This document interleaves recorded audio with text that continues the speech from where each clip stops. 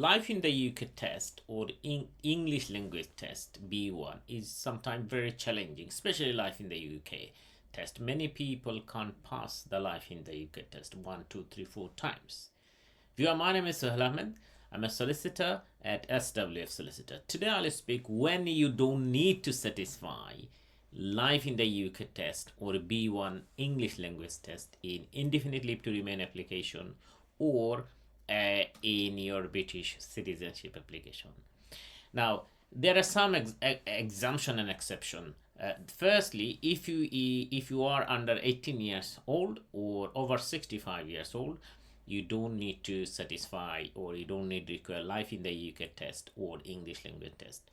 Secondly, if you due to your health condition, you are unable to take the exam, and if you can get a form, which I'll show you in a minute, if your doctor or if your GP complete this form that you have a health condition which prevent you from taking this exam, that also will give you an exemption from the requirement of life in the UK test or V1 English language test.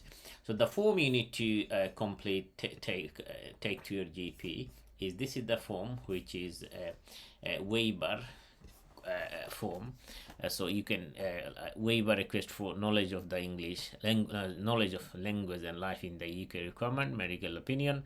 So this form basically you need to take to your GP, and your GP will, there is some set of questionnaire which your GP need to complete, and then you need to give this form with your naturalization or your ILR application.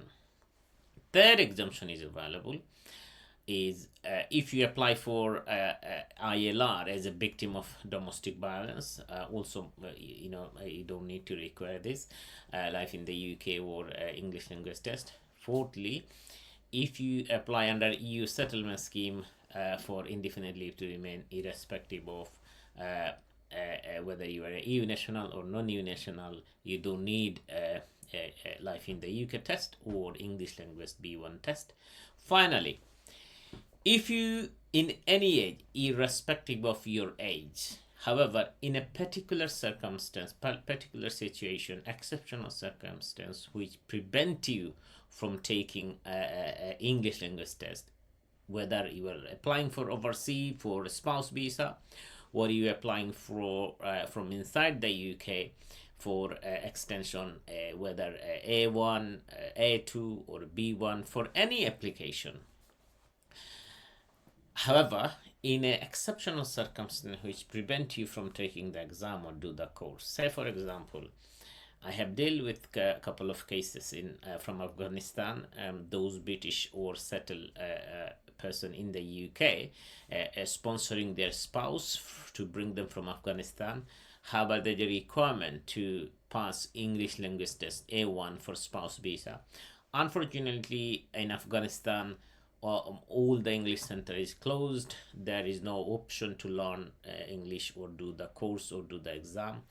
So in this particular situation, I write a cover letter to the Home Office explaining the situation, and I explain the situation which prevent the Afghan spouse from taking the exam or to learn English. They have granted without English language A1 certificate, so they granted the spouse visa.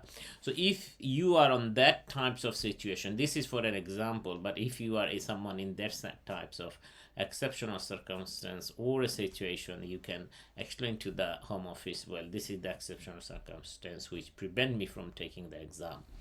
These are the exemption and exception available. However, if you are in a situation which you need some time advice, please feel free to contact us. If you need any assistance, my contact details appear bottom of the screen.